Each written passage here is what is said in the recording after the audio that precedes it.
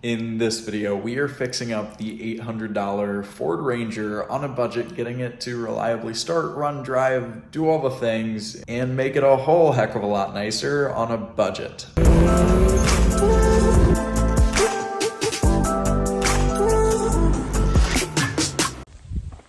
All right, headed out back to the glorious little range. Next day later, and I guess we got these birds extracting some revenge on this truck. I guess lesson learned, don't park under this tree.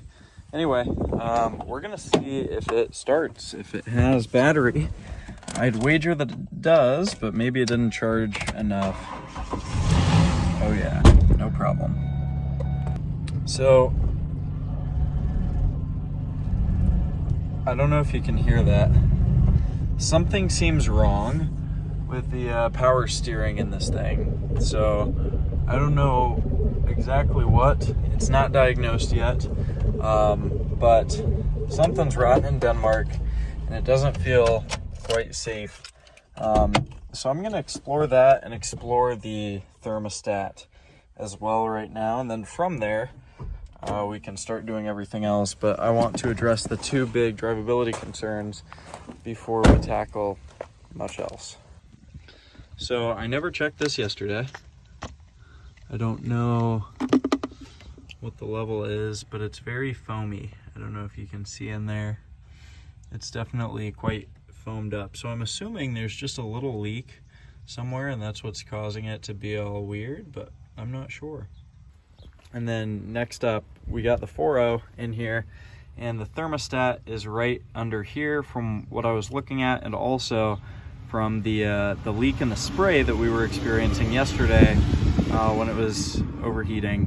It looked to be coming out of down here as well. So that's what's giving me hope that it's the thermostat, because it's been sitting and stuff. So we shall take this off, crack this open, and try to get this thing fixed. So it was certainly low on power steering fluid. I got it topped off and filled back up. So hopefully we're like right at the max level. So we'll see, give it a quick start. And I don't know, maybe that fixes the steering problem. I doubt it. I really highly doubt it, but who knows?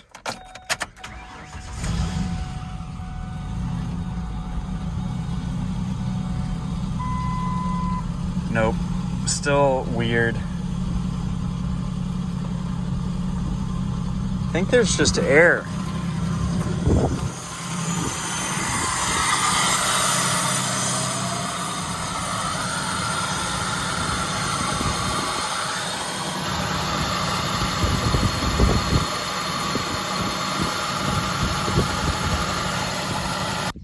So we just got the old thermostat out. There's the new one. Just plop that in here. Still have to get the bolts on and the hose on. But we also realized it has slim coolant levels, minimal. And that's not what you want. So we're doing a first fill with water and non-diluted coolant. That's why we're doing straight water right now. But you can hear that thing is thirsty. Uh-oh. All right. The 10 mil, do not leave me. Do not leave. Jumping out. 10 mil is most important. So we just got the thermostat in. Everything is put back together. So now, time to start it, bleed the coolant, and then give her a rip in the yard. We'll see if it overheats in the safety of the yard. We got the whole crew here, and we're going on the first test drive since the new thermostat, and it's pinned right in the middle, not at the top, which is good news. So we're gonna keep taking it out just a little bit longer. I hate this bird crap, but you might be able to see front end's actually not that bad. It's just when you turn, it's a little wonky.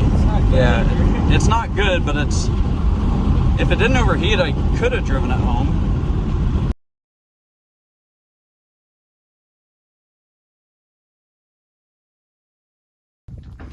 So I don't think I ever showed you what all came with the truck and didn't show you the interior either.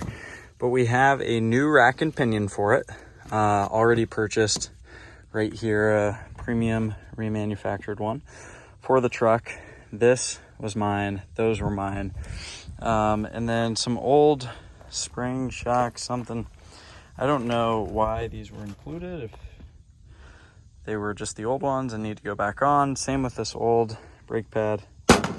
I think, yeah, there's the second one. But the cool part, the thing that I like the most, is this headache rack. So we have the headache rack. I got it off. I'm gonna clean it and then spray it back to black so it's nice, fresh looking jet black instead of, well, crusty and old. So gonna clean it up and then spray it with something. So I just swept out all of the crap that was in the bed. Tons of natural stuff and tons of trash as well.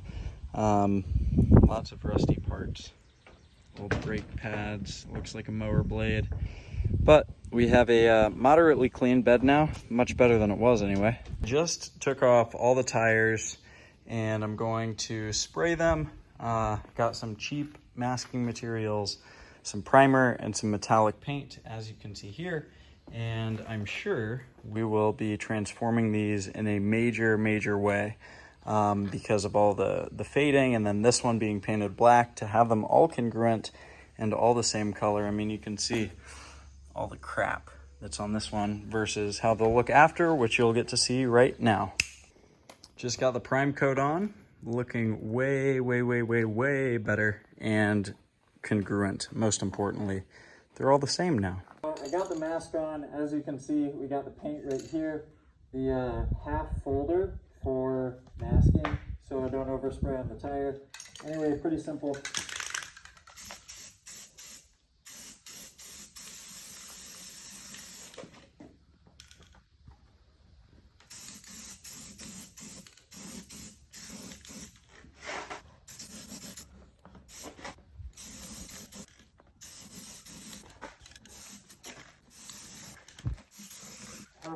So we just got the wheels on and I'm very happy with the turnout. And I decided, let's try to throw on this headache rack, this bar thing, and I'm gonna go around to the other side actually. I think it looks good, but it doesn't fit really. So I might take it back out because I like how this looks minus the headache rack. I think it looks a little bit more adult, a little professional, more professional anyway.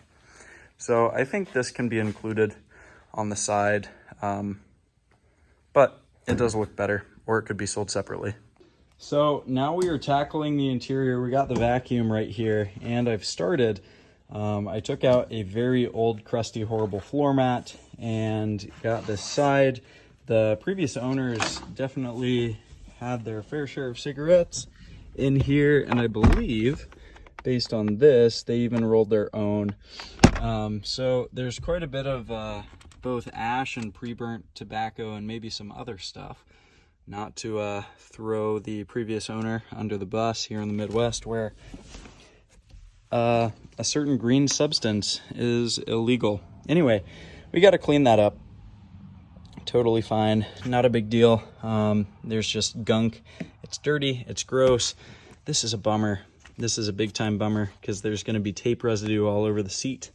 Regardless of how it looks, I wish it could be super glued, as always. Anyway, moving up, we have a sagging falling headliner, which is what the pins are for. And then this that needs to be replaced. I think it's just going to be taken off entirely. And thrown in the trash unless we could find a new one. I don't know that they're saving this, but here's a shot of up top as I got it. I guess I didn't really tour the interior. And then here's all the grit, the low light grit. Sorry about being in the barn in the shop right now, but there's all the junk. There's all the junk and debris and trash. It definitely wasn't cleaned out prior to sale, as you could tell by how the paint looked. Anyway, gonna finish this up and then move on to the next. So now we've moved outside. You can see a little bit better what it looks like. Again, I already did this side with a quick preliminary vacuum and also started pinning up the headliner. definitely have a lot more to do, but here's the progress thus far. So I got a nice little preliminary vac done and the headliner pinned up. I untaped the seat and you could see there's a tiny rip, well, moderate sized rip. I'm not going to be able to do anything about these, but I'm hoping, praying that I can get this adhesive out of cloth, which I think will be a tough job. I've never tackled it before. Hopefully get all of this and then reupholster the seat so that you don't have the big tape situation or any of this sticky, gross adhesive. So we are working on the range. It's a beautiful day, and I just wanted to update you with the progress report. I didn't have my phone, my camera set up on too much of the bodywork, but man, does this thing look better. I'll step out. Ooh, that looks so good, especially like from back here with the sun, with the rays. Man, it looks like a completely different truck than we bought because, well, kind of turned it into one. Down here, I did some amateur body work that you can't see too well on camera up close. It's not perfect. And then really rough body work on the back of the bed just to eliminate some of the visible rust. If someone cared deeply to fix this thing and make it nice, they would just replace the whole bed, given what it looks like over here, all the dents, all the crap. So I didn't mind hacking and hobbling together this section of the lower bed. It's not perfect, got some overspray on some places, but man, does this look better than it did. So I'm happy with the result. I'm happy with the yield. It didn't cost really anything other than a little bit of paint on the tip of my finger. So this, ooh, looks so good. So good. What else? Can update you on the interior as well. And then give a little tease, a little spoiler to what is coming next. I got the tape off, super glued the seat, and you can see it looks gross. I dyed this back to black because I didn't know how to get the adhesive up, but now it's not sticky, as maybe you can see, but this isn't good. We got stains there. I mean, the interior's not perfect, but it's better than it was, which is a plus. So anyway, now, if you remember, there were no running boards on this side, and then we had the running board on the other side. That was a team effort by myself, Mike, and Parker to drop the phone, to jump on, and we got the running board off. So we got it off the passenger side. We got it, purchased it off of the driver's side, but I want to get those little legs, those attachment points out of here. So I was thinking about cutting them. With this, and if it comes down to it, that will have to do. But we have this right here, and hopefully we can blast them off with the impact, because seeing this is not a good look. I would much rather it be clean, like they were never there. But worst case, we will cut it back to there and then hit it with some truck bed coating, some undercoating. That way it blends in more with the underside regardless, so they're not as visible. They don't come out far enough to cut you, which is good, but there's definitely progress to make. So I'm gonna try to do a better job of setting up the camera and see if I can get the right socket size first off, and then blast it with the impact, maybe some PB blaster first, to penetrate the rust, and go from there. Hope for the best, fingers crossed.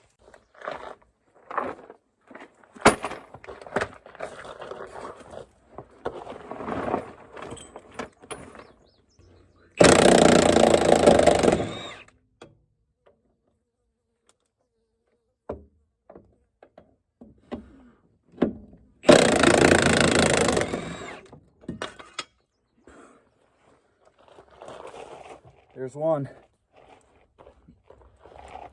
So I was able to get the fronts off on both sides with the impact super easily.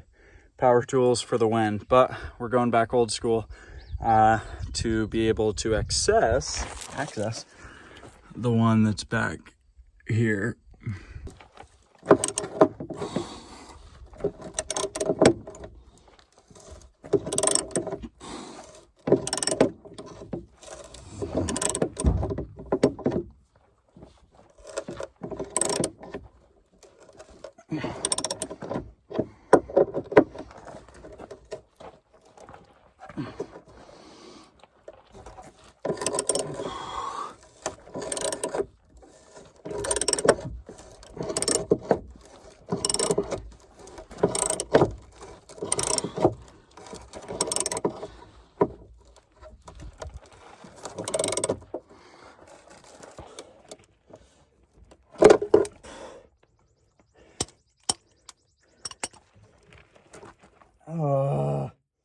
Got him.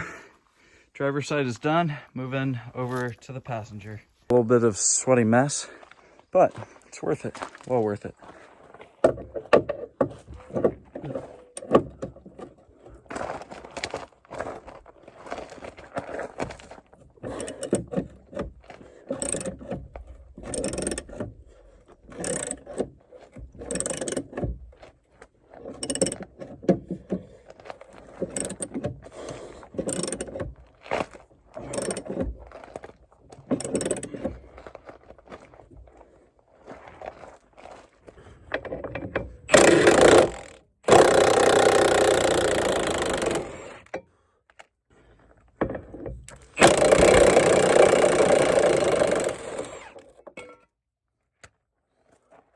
Check it out. That looks so much cleaner. Oh my goodness. Let's go over to the passenger side. Compare this to how it looked when we got it. We'll get that sun out of here. It's insane.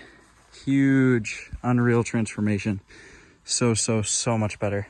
Anyway, I think that's really it for the cosmetics. We just have to drop it off at the shop to get this installed.